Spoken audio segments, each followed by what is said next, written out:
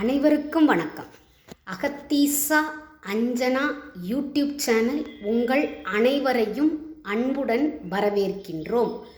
உச்சாரன் விதியாங் இதில் நம்ம 2 எழுத்துக்களை எப்படி உச்சரிக்கிறது, 3 எழுத்துக்களை, 4 எழுத்துக்களை, அனுஸ்வார், நாசல் சவுண்ட், ஒரு எழுத்துக்குள்ளே இருந்து கோடு வந்தால் எப்படி, ஒரு எழுத்து மேலே வளைய வந்தால் எப்படி, செங்குத்து கோடு வந்தால் எப்படி வாசிக்கணும், 2 மெய்யெழுத்து அடுத்தடுத்து வந்து ஒரு செங்குத்து கோடு வந்தால் எப்படி வாசிக்கணும் அப்படிங்கிறதெல்லாம் நம்ம பார்த்தோம்.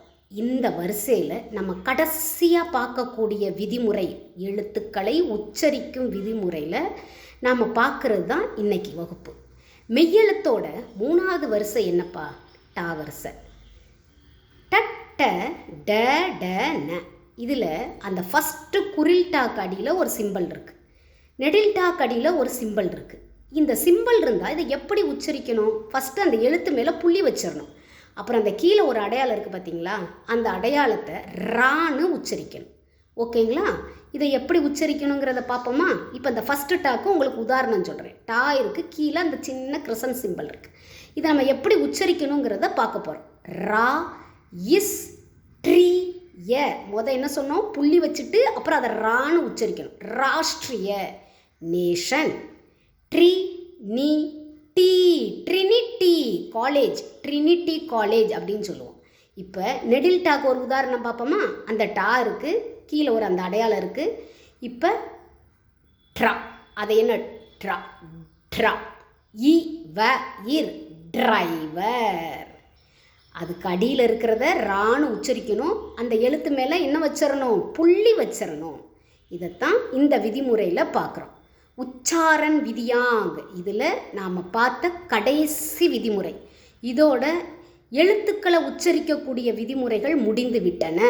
நாம் இனிமேல் பார்க்குறதுல வார்த்தைகளை எப்படி உச்சரிக்க போகிறோம். இப்போ நான் ரூல்ஸாக பார்த்துட்டு வந்தோம்ல, இதெல்லாம் வார்த்தைகளில் நம்ம எப்படி உச்சரிக்க போகிறோங்கிறத பார்க்க போகிறோம்.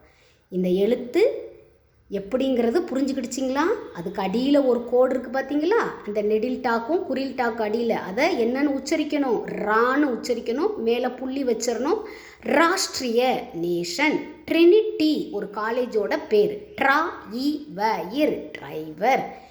எங்கள் அகத்தீசா அஞ்சனா யூடியூப் சேனலில் இது வரைக்கும் எங்களுக்கு ஒத்துழைப்பு கொடுத்த அனைவருக்கும் மிகவும் நன்றி. உயிரெழுத்துக்கள் பார்த்தோம், மெய்யெழுத்துக்கள் பார்த்தோம், பாரகடி பார்த்தோம். அடுத்து எழுத்துக்களை எப்படி உச்சரிக்கணுங்கிறத பார்த்துட்டோம்.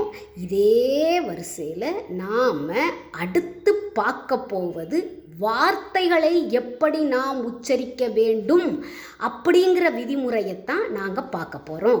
எங்கள் சேனலில் தொடர்ந்து பார்த்துட்டு வர்ற அனைவருக்கும், எங்களுக்கு ஒத்துழைப்பு நல்கின்ற அனைவருக்கும், தங்கள் கருத்துக்களை தெரிவிக்கின்ற அனைவருக்கும் மிகவும் நன்றி.